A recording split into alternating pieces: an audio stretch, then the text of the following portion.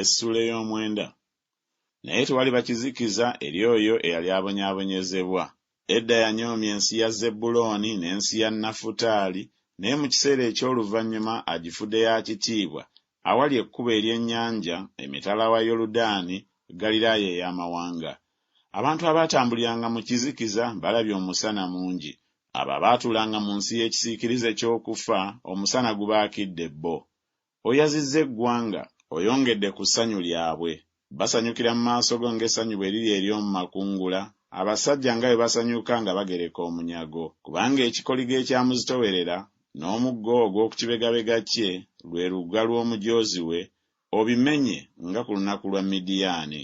Kubanga ebyokulwanyisa byonna ebyoyo alina ebyokulwanyisa mu luyoogaano, n'ebyambalo ebikulukuunyizibbwa mu musaayi biriba byakwokebwa bwokebwa okuba enkwe ez'omuliro. Kubanga omwana atuzaaliddwa ffe, omwana ow'obulenzi aweereddwa ffe, n'okufuga kunaabanga ku kibegabega kye, n'erinnya lye liriyitibwa nti wa kitalo, ateesa ebigambo, Katonda ow'amaanyi, Kitaffe ataggwaawo, omukulu ow'emirembe. Okufuga kwe n'emirembe tebirikoma kweyongeranga ku ntebe ya Dawudi ne ku bwakabaka bwe, okubunyweza n'okubuwanirira n'omusango n'obutuukirivu okuva leero n'emirembe n'emirembe. Obunyiikivu bwa Mukama ow'Eggye bulituukiriza ekyo.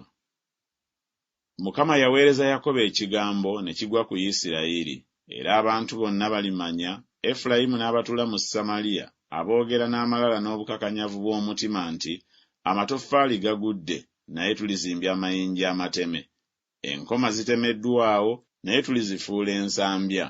Mukama kyaliva agulumiza abalabe ba Lezini okumulumba, era alisaakiriza abalabe be, Abasuuli mu maaso n'Abafirisuuti emabega, era balirya Isirayiri n'akamwa akayasamye. Ebyo byonna bimaze okubaawo, naye obusungu bwe tebunnakyusibwa okubavaako, naye omukono gwe gukyagoloddwa. Naye abantu tebaakyukiranga oyo eyabakuba, so tebaanoonyanga Mukama wa ggye. Mukama kyaliva asalako ku Isirayiri omutwe n'omukira, olukindo n'ekitoogo ku lunaku lumu. Omusajja omukadde era ow'ekitiibwa gwe mutwe, ne nnabbi ayigiriza eby'obulimba gwe mukira. Kubanga abakulembera abantu bano babakyamya, n'abo be bakulembera bazikirizibwa. Mukama kyaliva alema okusanyukira abavubuka baabwe, so talisaasira baana baabwe abafiiriddwa bakitaabwe ne bannamwandu baabwe. Kubanga buli muntu avvoola era akola ebibi, na buli kamwa koogera eby'obusiru.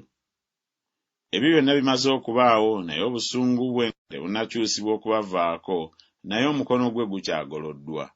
Kubanga obubi bwokya ng'omuliro, gumalawo emyeramannyo n'amaggwa. Weewaawo gukoleera mu bisaka eby'omu kibira, ebire eby'omukka ebikutte ne binyooka ne birinnya waggulu. Olw'obusungu bwa Mukama ow'Eggye ensi eyiiridde ddala, era n'abantu balinga enkwe ez'omuliro, tewali asonyiwa muganda we. Era omu alisika ku mukono ogwa ddyo n'alumwa enjala, era alirya ku mukono ogwa kkono, so tebalikkuta. Balirya buli muntu ennyama ey'omukono gwe ye, Manase Efulayimu, ne Efulayimu Manase, era bombi wamu balikyawa Yuda. Ebyo byonna bimaze okubaawo, naye obusungu bwe tebunnakyusibwa okubavaako, naye omukono gwe gukyagoloddwa.